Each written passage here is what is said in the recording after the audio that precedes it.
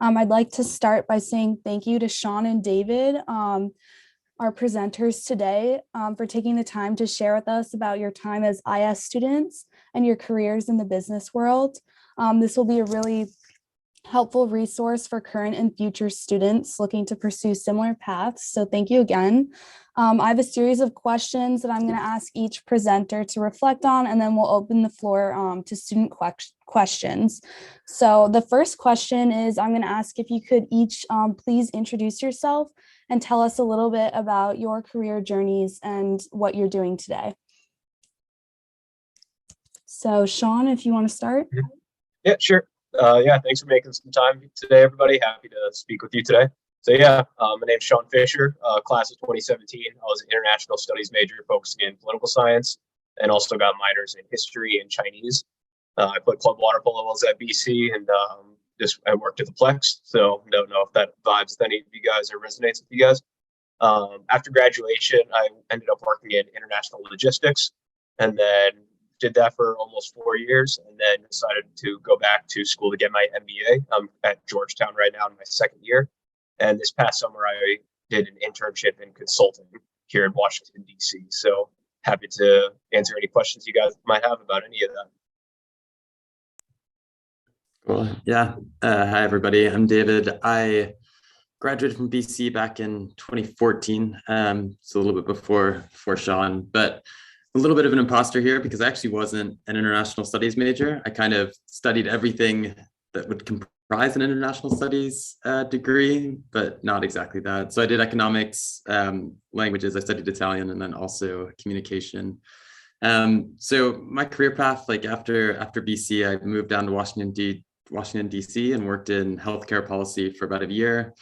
Realized that wasn't exactly what I wanted to do. I like the policy world, but not really healthcare. So went back to do my master's. And for that, I went to Johns Hopkins SICE, so the international studies degree that they do there. It's sort of a dual degree between international economics and international relations, which I'm happy to chat about afterwards.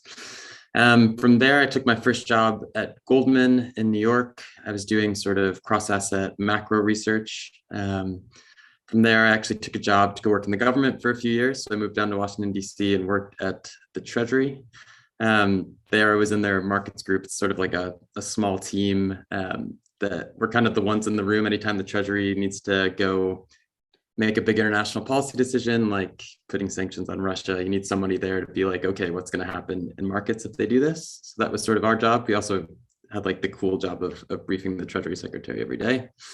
So I was there for a few years and then kind of for personal reasons, decided I needed to move out to London to follow my partner out there. So took a job at Citigroup. So I'm back in the private sector now. I am a global equity strategist. So I do sort of top-down research and forecasting of stock markets. So we do like the one job that any economics degree tells you can't do, which is forecast the stock market. But that is currently kind of what I am doing there. But yeah, happy to talk about any of this more. Great. Thanks, Sean and David. So next I'll ask, what did you do at BC that you think really helped you get where you are today? I think, given that this is more of an international studies focused audience, I think really pursuing the IS degree was very critical for my career path in particular. So I started just as like undecided and leaning towards political science, but then realized that the IS major just was an opportunity offered at BC. Of course, you have to apply for it, but really the cross-disciplinary aspect of combining international studies when it comes to political science, economics, international justice, encompassing just socioeconomic studies basically was really critical for me because I was interested in just politics, government, how all of those work together, but realizing that it's a lot more dynamic than that, especially when it comes once economics gets thrown in there. Especially in the modern world, everybody's becoming increasingly interdependent, though we're seeing how that's seemed to change in the last couple of years. So really being able to understand all of those different dynamics from all those different spheres was critical to me being able to pivot from being a mostly, I guess, liberal arts background and moving into the business world after graduation. Yeah, I mean, for me, it's sort of similar. I would say that sort of like the cross-disciplinary nature of the IS degree, but also the fact that BC allows you to kind of study across different areas is really important. So for me, like I needed those economics classes and that economics part of my degree to be successful where I am now, but also you needed the politics, the languages, everything about having sort of a global view was really important. I'd say like one thing that is maybe underrated, but is important is, yeah, like I studied communications as well, but like, so I'm biased in this direction, but like really learning how to write and like write well, I think was like probably the most important thing that came out of BC. And like I did 2 internships in journalism, which was totally random and it's not at all what I do now. But like I promise you, it's been like the most important skill I've had at every single job that I go to, and sort of the thing that sets you apart. So like I would say like really additionally in your work and when you're working with professors, like writing papers, like don't shoo it off. Like it actually is like sort of the main skill, because so long as you can write, you can kind of write about anything eventually. And yeah, finance isn't all just spreadsheets. A lot of it is still the communication aspect of it. So encourage you to sort of do lots of different things while you're at BC, because I think that's the most helpful. Yeah, being able to write well and just being able to effectively convey your thoughts, not just when writing, but also when you're speaking, is really critical in the business world, because often, like when you're, whether you're speaking to like your managers or your clients, it's going to be like bottom line up front. They're going to want to know like exactly all the research that you've done, everything that you've learned, and then how to convey the most important points to them in the shortest amount of time, because they're busy and you want to make sure you don't lose their attention. So really understanding the most important points and how to convey those properly and effectively, it's really important in the business world. Great, thank you. That was really insightful. So kind of going off of that, I'm going to ask, like, how do you market the IS degree effectively? And that would that include like the interdisciplinary nature and maybe the better commands that you have in writing as an international studies major versus just being strictly a finance major or something like that? Mhm. Yeah, I mean, really just it's showing the ability that you know how to think, or you know how to really take in complex dynamics or complex concepts from a lot of different areas. So you know how to think and you know how to learn a lot, because I mean, you're not going to go into every single situation with all of the technical skills or all of the background. Like, for example, this past summer in my internship, I was working on some project for technology clients in areas that I was really not very familiar with. But because of my background with just the liberal arts and international studies, I knew how to learn, how to do it quickly, and um, and how to effectively then convey what I learned to my managers, or apply that to putting together presentations for internal team meetings. Really, that was just showing that I know how to learn. And then, like David mentioned earlier, the ability to communicate afterwards, that was really critical for me when I was transitioning to the business world. Yeah, I think it's similar. So yeah, so obviously like being at a few big banks like Goldman and Citi, you're kind of surrounded by people that sort of knew their whole life that they wanted to do finance, like just studied corporate finance, did the spreadsheets, know exactly how to model like every stock on earth, and that's great. But I would say like one thing that I found in sort of the work world, and I don't think this is just in business, but everywhere, is that you can sort of learn most of the skills that you need on the job, like at least the hard skills. Like you can learn Excel, like I promised you guys, even if you didn't take any classes in business, give yourself 6 months, you'd be able to do it. Like you just would with the right mentors. But one thing for me that's sort of been differentiating in like how I pitch myself when I'm going and interviewing for jobs is really saying like, listen, I have these skills and maybe not as good as like, your perfect business major that's done this forever, but like in my job, we need to be speaking about so much of the world on any given day. Like, I mean, I just had meetings this morning where I was asked about, UK monetary policy, the war in Ukraine, oil prices, et cetera. And it's like, there's this ability to sort of patch all of these things together. It's really important that I think only like IR type minds, IR people like can do, because this is what you studied. And sometimes it's not super deep, but honestly, just the complexity of putting these things together and mapping it and selling that is, I think, really, really valuable. So I think that's kind of generally how I've done it. So it's sort of take some of the hard skills and like focus on that. It's important, but at the same time, like just remember that the skills you do have are kind of valuable and differentiators, because I think ultimately most employers know that they can teach you how to do an Excel model. So it's important to just be confident in that role when you're doing it. Great, thank you.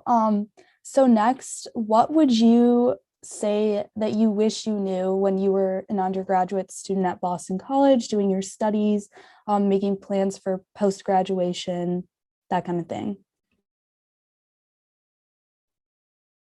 I think for me, I guess just knowing that undergrad is a time when you can take more risks when it comes to what you're learning. So you don't necessarily need to stick to something that's like completely applicable only to your major or what.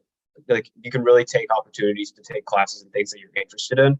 So for me, I did have some goals with my minors that I wanted to fulfill. So that did limit some of the classes that I could have taken. But I wish that I would have taken the chance to take more classes that would have broadened my horizons or expanded my skill set, like looking more in the business school and seeing some of those courses, even if it's not necessarily teaching me hard skills, if it's just learning certain concepts, or say, for example, going into learning more about marketing or along that realm. So not necessarily focusing on hard skills, taking risks to really just broaden your horizons and learn something new. Because when you're in college, when you're an undergrad, that's really a great chance to be able to take that opportunity, and something that I'm actually trying to do now during my MBA where I can. Yeah, I think that's a really good answer. I mean, like one of the things I would say definitely I wish that I knew is that you should just be okay with some of the uncertainty about being an undergrad. I think like there's a lot of people around you that will seem very certain about what they want to do. And again, that's great.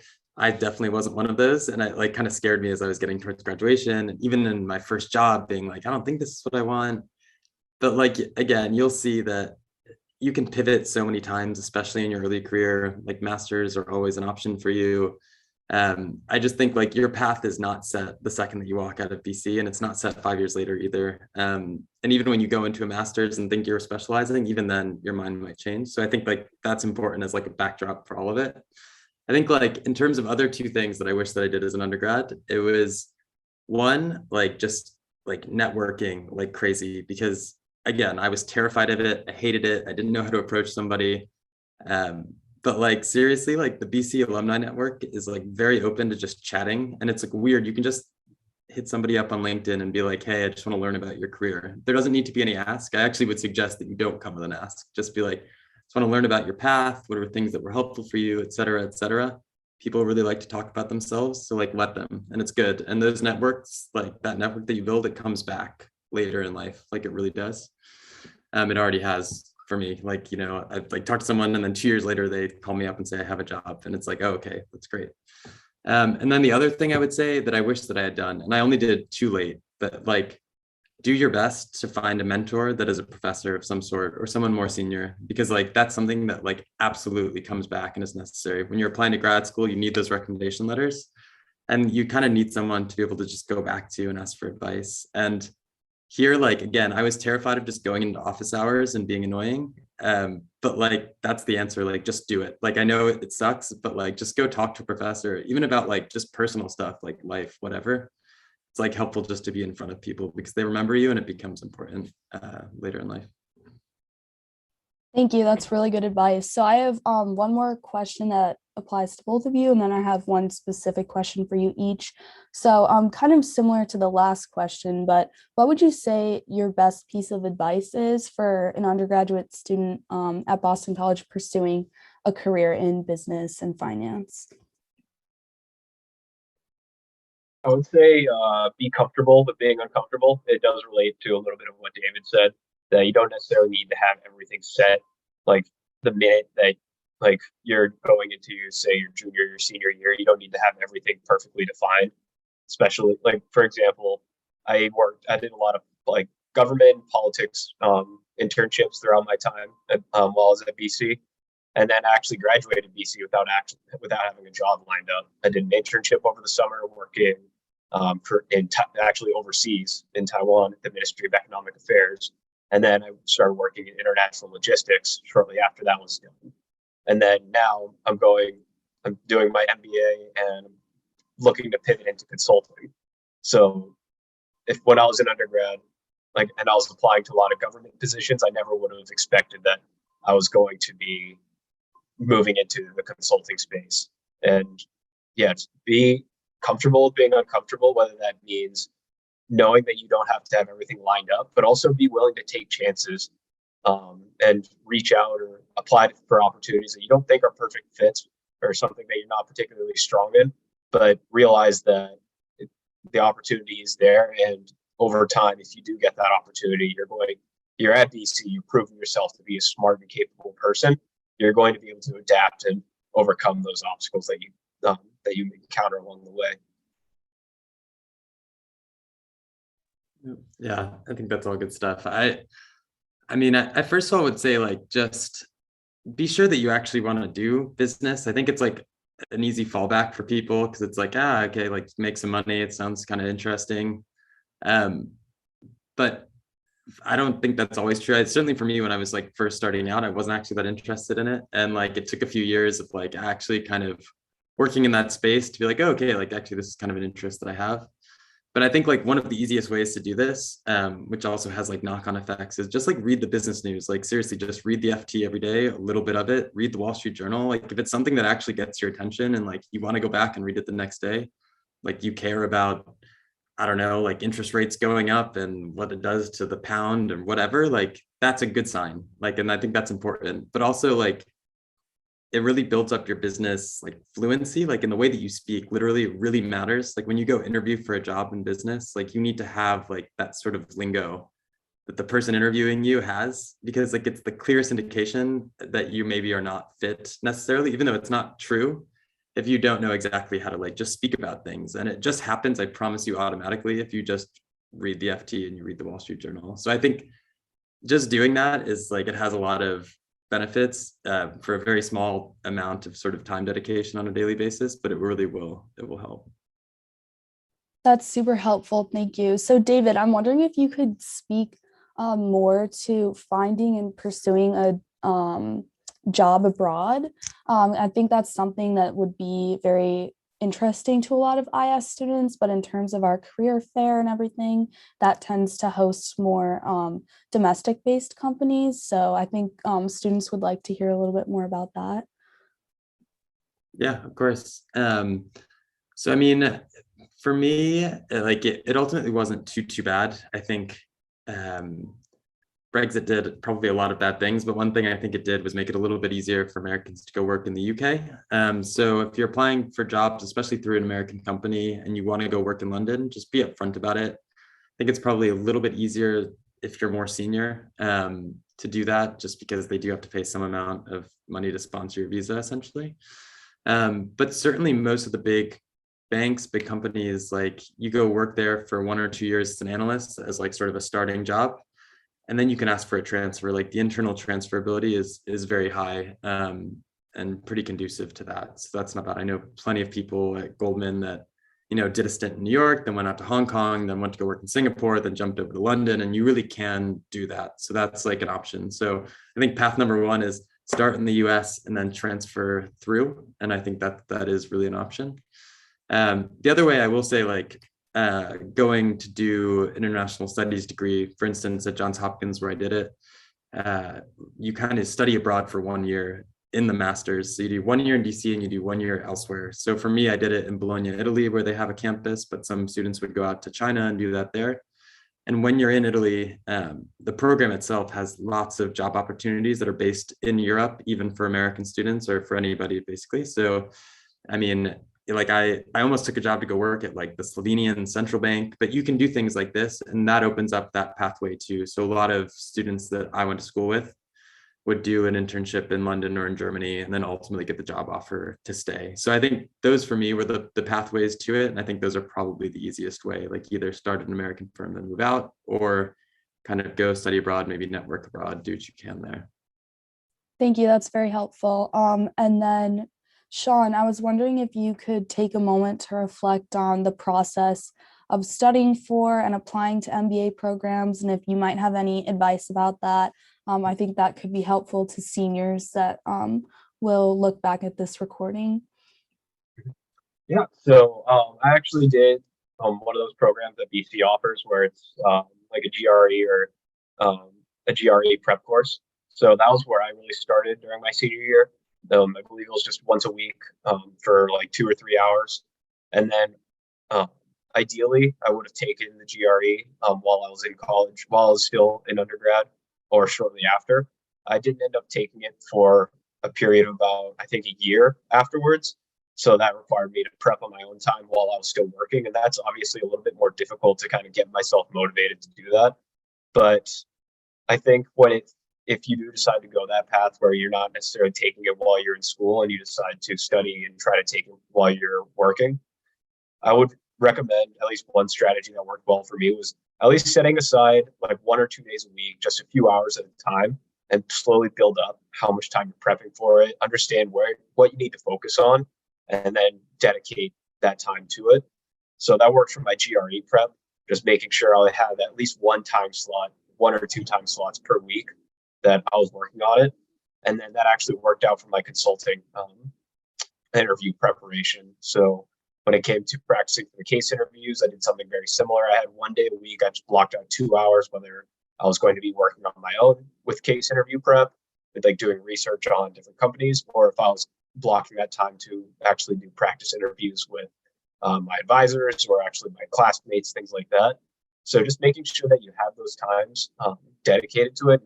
You won't let anything else really come into that. And then if you can find extra time, great. But making sure that you really have that dedicated slot was important for me, making sure I'm staying consistent. I'm not falling behind. I'm not falling out of practice. And that ended up working out for me when it came to both my prepping for the GRE and then also later getting ready for consulting. Great, thank you. Well, thank you, Sean and David, for your advice. We really appreciate all your insights. So I'll open the floor to questions for students. Feel free to unmute yourselves and go right ahead. I actually have a question for both of you guys. If I'm not mistaken, do both of you live in DC? When I was here. So I was wondering how formative this experience was in like your working career or just like in your life in general, because that's definitely something that I would think about doing in the future.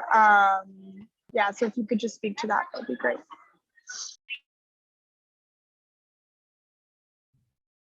Yeah, I mean, I can start there. So I lived in DC for a while. So I moved down there right after grad school. After undergrad, was there for about a year, then was back there for grad school for a year, and then worked there for about 2 years. So I think 4-ish years in total. But yeah, I mean, I loved Washington, to be honest. It was like sort of a great city just personally to live in. It's sort of a small city, but has sort of the amenities of a big city. And one of the better things about it too is that almost everybody is a transplant. So it's easier to make friends. I always found that like in Boston, like a lot of people have their little networks of like people they went to high school with. In DC, it's really not like that. It's everyone just kind of coming together and making sort of new connections, which I think was really cool and useful, especially when I was first moving. So that was good. But yeah, I mean, about DC too, I mean, I think it's the only place where you kind of have the opportunity to be really at the center of it all. Like I really loved working in the government. I thought it was a good pivot point to go into the private sector too, and vice versa. Because when you kind of are inside those buildings, when you're in the Treasury, like, you know, you walk in the entrance to the White House every single day, it's really, really cool. But also like you're kind of in meetings where you see how like this whole humongous, scary government apparatus works. That is like a real value add for when you move on from that place. So when you go into the private sector, most people have no idea how DC works, but it really is sort of a value add to be like, okay, I'm like the policy person within this business, because that is another ad, and it's another way to sort of sell that IR degree. Yeah, for me, I mean, this is my second year living in DC. So I actually spent some time during my undergrad. My sister lives down here, so I spent some time just during holidays down in DC. I knew I liked the city. Like David said, it's a very lively city. There's a lot going on at a lot of different points. And one of the reasons that I was drawn to come back here for my MBA was Georgetown being in Washington, DC, like the center of politics and business, like all coming together. So that was something that really interested me just with my background. But I think like living in different places was really a great experience for me. So I grew up in Los Angeles originally, and then went to school in Boston. I've lived overseas, both for working and traveling for business or vacation. And then now I'm in DC, just really that exposure to different environments, getting to see different cultures, meeting new people. And really those were the best experiences for me. It really helped me develop just as a person and just what kind of person I am, what kind of places that I like, and just being able to see how all these different cultures operate. It's been a really great experience for me. I would just say there's a not insignificant BC community that is in DC. I mean, they do like game watches for the football games and the Bean Pot, and they're like really alumni around. So just, yeah, be comfortable and be willing to just reach out, because there are plenty of BC alum that are living there now. Hi, my name is Claire. I'm a sophomore here. Thank you so much for talking to us. I'm just curious about the use of like foreign language in the business world, because I know it's like the some students here don't have a language requirement, and I feel like it makes it sound kind of like they're at odds with each other. But obviously, you guys have language experience with your IS degree. So I'm just curious, have you found that to be like a really good selling point in the business world as well? Or what do you think about that? Yeah, I mean, I think it depends on like what aspect or what kind of business you go into specifically. So for me, I went into international logistics, and my company specifically, we have like most of our overseas offices were in China. So that was a great opportunity for me to be able to use my Chinese skills on a daily basis to communicate with my colleagues overseas, and also working with different vendors or different clients that are located overseas on the China side. So really that helps build me up as more of an asset instead of somebody that solely spoke one language. And then actually going into consulting now, like our company, we have people that speak a lot of different languages, obviously like Spanish, French, Italian, and Chinese being the main ones. So really being able to have that on your resume, to showing that you are an asset, it's definitely, like, companies will see that as something that's good to have. But it also does depend somewhat on what kind of business that you're going into, and like whether that's going to be applicable. So ultimately, I think it is just a nice thing to have just in your back pocket, whether that's for business or just for personal reasons. If you want to go travel to that specific country and you know the language, it's just a nice thing to have. Yeah, I kind of agree. It's a bit incongruent, like the way that I've perceived it. I think like employers really like it. Like they like the skill of you having a foreign language. Like they'll specifically ask about it, they'll nail into it and be like, oh, like this is really cool and interesting. But like the amount that you actually use it on a daily basis, I think is probably pretty limited unless you're, truly fluent in a second language. I'd say like places that it has been most useful is honestly for me, like a lot of my job is trying to build up client relationships and meeting people, and especially living abroad now, it's like really helpful to have like a foreign language, just, like to speak to somebody, have a conversation, to kind of feel like, hey, like, like I'm interested in your culture. This is pretty cool. And like, that is a useful thing. And that is one thing that makes you commercial and makes you marketable. And that's useful in the business world, for better or worse.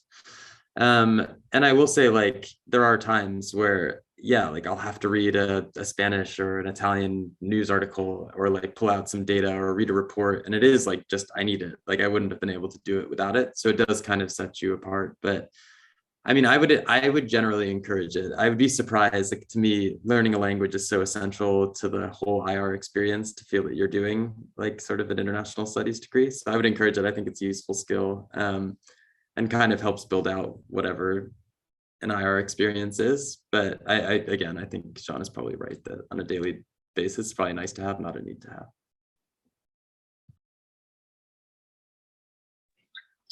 Hey guys, my name's Bradford. Thank you guys for coming and talking to us.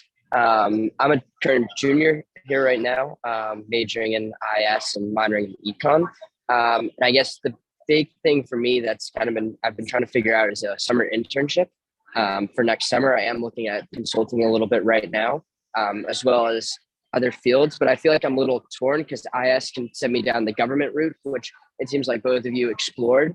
But I've now kind of shifted back. And so I was wondering if there are any like formative experiences that you had as an intern that you think help you now, or maybe a way that you went about approaching it that would be helpful for me kind of looking for next summer and beyond? Yeah, sure. I guess Bradford, just a real quick question. Have you like had like any previous work experience either in business or in the government side, like in like what side, like for example, local government or state level government, that kind of thing? I do not know. I just did the DC Catalyst program, so I have a little bit of a background in business, but as far as work experience goes, no, I do not have a background in either of those kind of sectors. Okay. Yeah, I mean, for me, like I just go into a little bit more detail for myself specifically. I interned for my local congresswoman one summer, and then I had my local chamber of commerce as a legislative analyst, and then I had the opportunity to also be like a translator and analyst for the Taiwan Ministry of Economic Affairs. So I really got that exposure in both the international and at the local level, and just to kind of see what I liked. So for me, I found it pretty fulfilling to do like some of the local level work, but I also was more interested, or I felt more engaged when I was doing the international level work. So, and then I didn't really have any business experience in particular, so that was just taking a shot in the dark. But I guess I felt that the international level experience that I had was closer to my real world experience in business. So I think regardless of what path you do take, I mean, depending on the opportunities, like based on your skill set, where you think you're most interested in, be willing to take that chance and then evaluate that your experience there, and be willing to pivot, even if you realize that it's not for you, because it's very easy. Well, I wouldn't say very easy, that it is possible to pivot out of the government space and move into business, and you can use that experience as an asset to say on the private sector, saying you know how things operate at whatever level that you were at, and how that can be an asset to whatever business that you do enter, for example. So know that whatever experience you do have, it doesn't necessarily, even if you don't necessarily have the most enjoyable, or you don't think that it's the best thing for you, realize that you can use that experience to broaden, to enrich your experiences, and then also be able to convey that to whatever is your next step. Yeah, I would say so. Obviously, as I kind of mentioned up front, like I did as an undergrad, I did 2 internships at newspapers. Like I did journalism, so it really wasn't related at all to the finance world.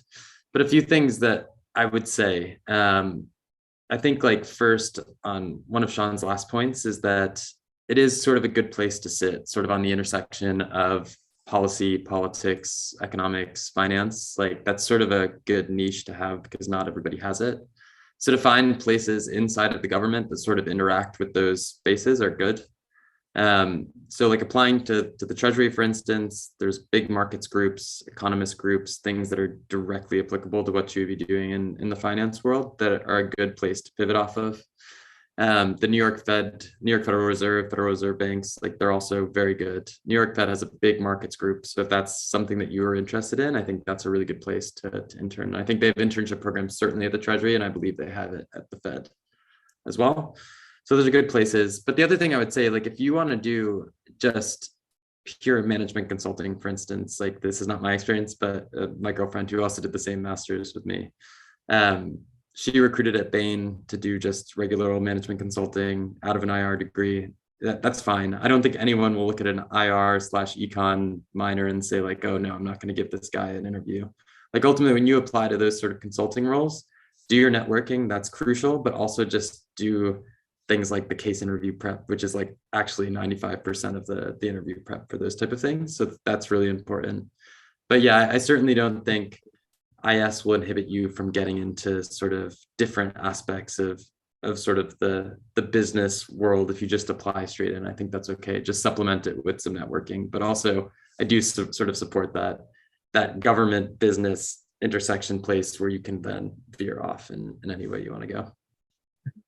Yeah, actually speaking to the intersection, I know of like consulting and government, for example, both boutique firms, but also a lot of the bigger firms like a Deloitte or like a Bain, they'll have public sector practices within them. So if that's something that you do want to pursue, say you do want to go into business, but you still want to have some sort of connection back to the public sector, being able to relate back to the government in some way.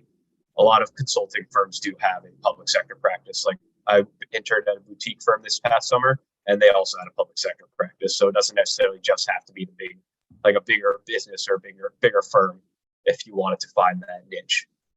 Yeah, and that is a huge amount of my classmates that for my master's degree ended up sort of in that world. So public sector consulting in DC. If you guys move there, you will slowly realize that like 80% of Washington is just consultants that work for the government. So a lot of it is in aerospace and defense, but I mean, really every department has a lot of consultants. So like that is one area. So you can work at a Deloitte and then also be working for the Defense Department or something like that. So it can happen simultaneously. Awesome. Thank you, Sean and David. I actually have a follow-up question if I can ask it. I'm also considering going and doing either a higher level of education after college, whether that's an MBA or a master's.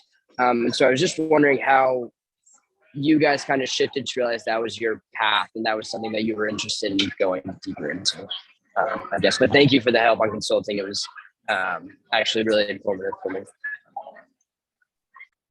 Yeah, for me, I knew that I wanted to be able to get a master's degree or some sort of higher education, whether that was a master's degree or an MBA, just to kind of as my overall career goals for the level that I wanted to achieve.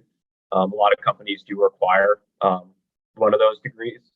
So I didn't know which side I wanted to actually achieve, whether that was going to be master's or an MBA. After working in the business world, I realized that I wanted to specifically improve my business acumen and that I wanted to continue in the world of business.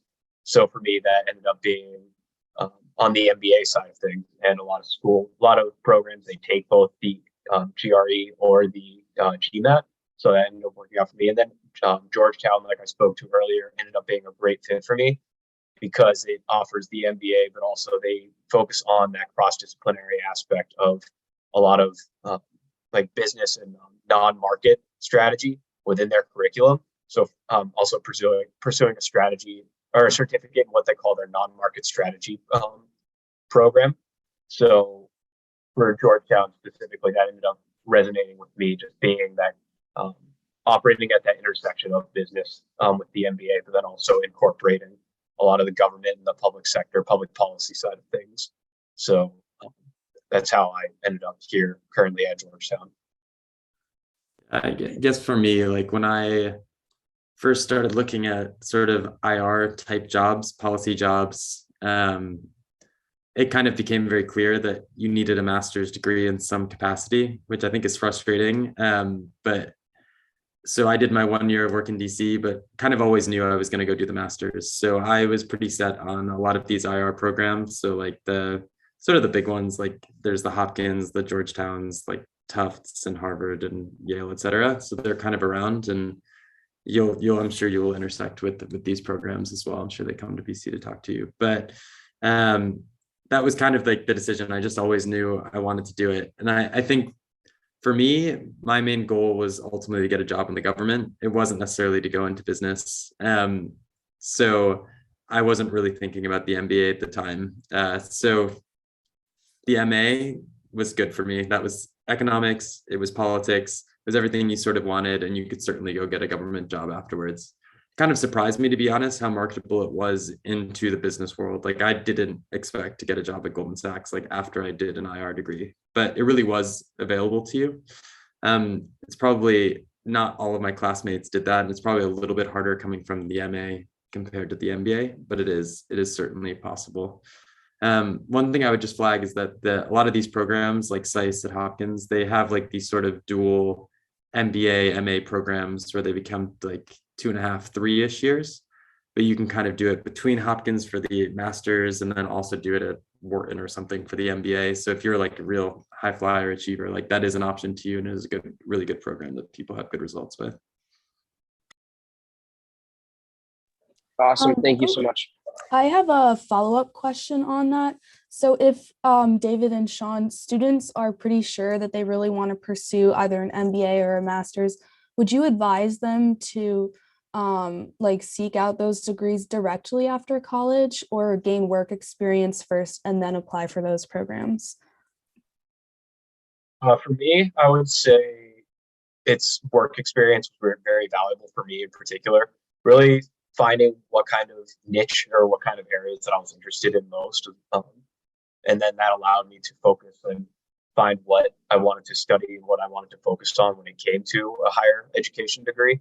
So, and a lot of programs actually, they do require, or they strongly recommend, at least like say 2 to 3 years of work experience. And obviously you're going to get a lot of candidates with a lot more, but I would highly recommend getting some work experience. When it doesn't necessarily have to be related to, say, if you're going to get an MBA, it doesn't have to be in business. When if you're going to get a master's, it doesn't necessarily need to be exactly related to whatever program that you're applying to. But getting that work experience and being able to define a little bit more clearly what exactly you're hoping to get out of that program that you're pursuing ends up being very valuable. Like, for example, I've got classmates that one, he used to be a lawyer in Belgium, and now he's in the US studying and getting an MBA. And then somebody was they were a cellist, like out of undergrad, and then they decided to go get an MBA because they wanted to enter the business world. So really, you see a lot of people from non-traditional backgrounds entering an MBA, and I'm sure on the master's degree side, you get a lot of similar things where you see people from non-traditional backgrounds looking to enter those spaces. And these higher education programs are really a great opportunity to be able to pivot from, whether that's from something outside of business into business, or from a different silo or industry within business into something else that's completely new. So work experience is extremely valuable, I would say. Yeah, I'm honestly kind of mixed on this. But I think the one thing I would definitely say is, like, don't be scared if you know you want to do the master's to apply right out. Because I know what I was like applying to SAIS again, like you kind of look at it and like they'll have their stats there and they'll say like the average age of a student who's admitted is like 27 or 28. You're like, okay, so I do need some work experience. But when you actually get into the program, I think what you realize is that it's really skewed to both ends. So there's a lot of people who come right out of college, and there's a lot of people that are, 35, have done a career and now are pivoting. So like, don't be scared by that 28, 29 age range that they're going to tell you is like a normal student, because that is not the normal student. So you can go on either side of it. I think for me, like having 1 year of work experience before I did the master's was really good. It like just meant that I had solidified some skills. It was much clearer what I actually wanted to do. Gave me time to take a year to do the GREs, to think about the world, to write my essays, to kind of just have a framework for going into the master's. But I don't think it was absolutely necessary. Like if you really know you want to do IR, applying right into an IR master's is not a crazy idea. And to be honest, if you don't get in right away, go work for 2 years and then apply again. And like that's a totally normal thing. And that happened to a lot of students. Like another path into it, I would say is to go do something like, I don't know, like just go volunteer abroad, do Peace Corps for a few years, then would come into the master's. I think that was like a pretty common way in as well. So do some sort of IR related experience, even if it wasn't exactly work experience, and then you could come in and do the master's. So yeah, I'm kind of mixed on it. It certainly doesn't hurt, but if you really know what you want to do, just go for it. That's fine. Great, thank you. Hi, Sean and David. Thanks again for coming. So I have 2 questions. The first is, David, you mentioned at the beginning how kind of with those bigger companies, you can, you start in the US and then you can internally transfer to maybe an abroad location or somewhere else in the US. So what are some examples of those types of companies? Because that option sounds really appealing. Yeah, I mean, certainly you want to go for big sort of multinational banks, consultancies, corporations. But again, yeah, for me, to do it at Goldman or Citigroup, sort of the big bulge bracket banks, that's a hard word to say, bulge bracket banks, you'll be okay. Like those are the type of companies that have offices abroad and will staff Americans or internationals abroad. So that's good. Again, yeah, my girlfriend worked at Bain, the consultancy, and she's moved a bunch. So she was in Canada for a while, then she was in the US, and then she was in London. And, like those type of firms as well, really conducive to switching around. So the Bains, the McKinseys, the BCGs, those type of firms are things to look at. But I think, really most importantly is just make sure it's a really big firm and make sure they have offices abroad. Maybe like a smaller firm would be open to it so long as they have significant operations abroad. But that's sort of the thing to look out for. Yeah, I'll second that. Like, you're more likely to kind of find those opportunities at some of those bigger companies where they have bigger global presences in different countries.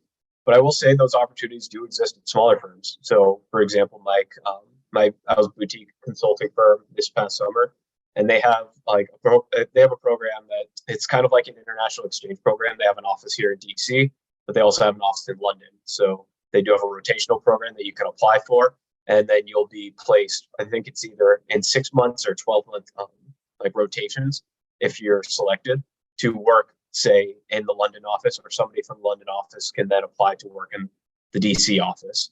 And then you will see people like that are crossing over. Basically, you'll see the person that's coming over to the US and the person going over to London. They'll talk over just like, okay, you can swap over like living arrangements, and they can help each other out with that aspect. But even, yeah, so it's not just the big firms. Like, obviously you do have more opportunities, and there's better chances of finding the opportunity to live overseas and in different countries with the bigger firms. But some smaller firms do offer the opportunity, whether on a full-time or on a part-time basis, if you just want to be able to get that experience. So definitely keep your eyes open, and that's something that you can actually ask about. If they say if you want to be with different people and companies, that's something you can definitely ask about, because not all companies will necessarily market that or broadcast that on their websites, and that's something that's really only known to the actual people that work there. Awesome. Thank you guys so much. I appreciate that. The second question is that the idea of international business, it's super interesting to me, but I know it's also super vague, and it's kind of like an endless realm. So I'm a sophomore right now. So looking at future opportunities in the next, 2-3 years, when thinking about post-grad, which sectors would you guys like? Basically, I know it's endless, but what are the international business sectors that you guys would either recommend, or you guys know of, or have friends that have gone into, etc.?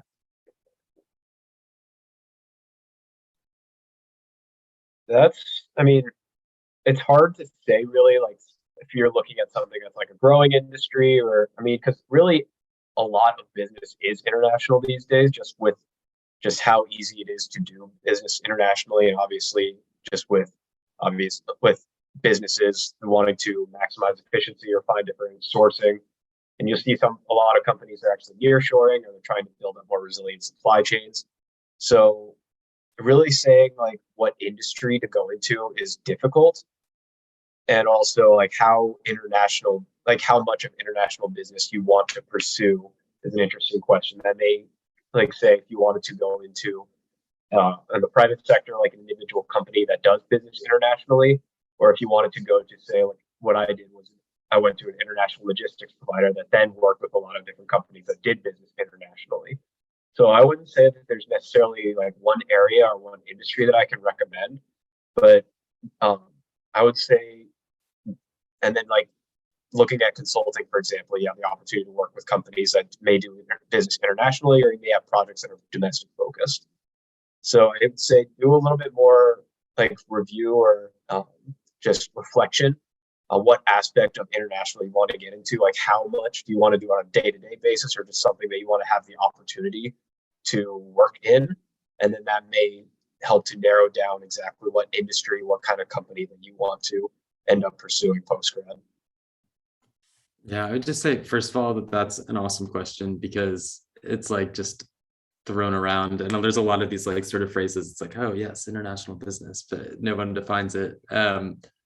But I would just say like a few things. Like, I think Sean is right that like most business is international to some extent, but like just taking a step back for you, like looking into a career path, you kind of need to decide if you want to be on the corporate side, or if you want to be sort of on like this services side out on the outside of this. So if you want to go work for an actual company, like if you want to go work for Nike and do corporate finance and learn about how they sell into international markets, that's great. And like, that's certainly international business. So look into a corporate role. So that's international in a way, but like, then you have like sort of this other stuff. So like I work in the finance world, and basically everything that I do is international in some capacity. Like, I'm a global equity strategist. So I'm looking across different markets and having to come up with ideas like, should you invest in emerging markets versus the UK versus Europe versus Japan, et cetera. So certainly there's international focus there in finance.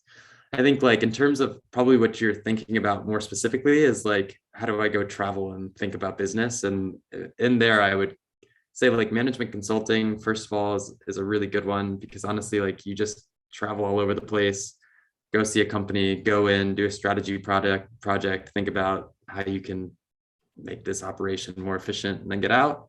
It's pretty cool. Private equity is another one. So this is when you go in and literally buy companies and then you sell companies. So instead of still buying a stock, you just buy like, this whole business. This is what my partner does now. And like, she'll fly to who knows where, check out a business, see if they want to buy it. If they can, they'll get a financing check, buy it. It's really cool. So they're traveling all over the world to kind of do this type of stuff. The routes into these are very different. So to go into private equity, you really need to start in the consulting investment banking first. For what I did, it's you can do a master's, you can go right into a bank and do research, something like that. For the corporate side, I think, yeah, you kind of just, that's probably where an MBA helps most. Either you can start at the company or you can do the MBA and then transition in. I think Sean would know better, but I think that is like a traditional path for an MBA student as well.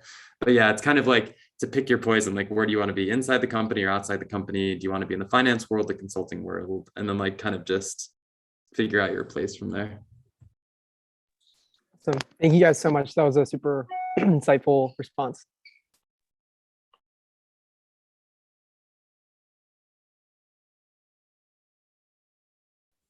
Any more questions?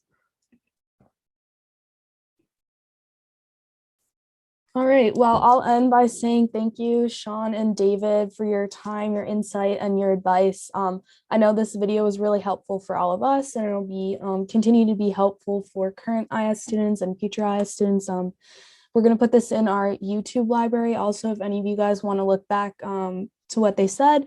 So thank you everyone for coming, and have a good rest of your day.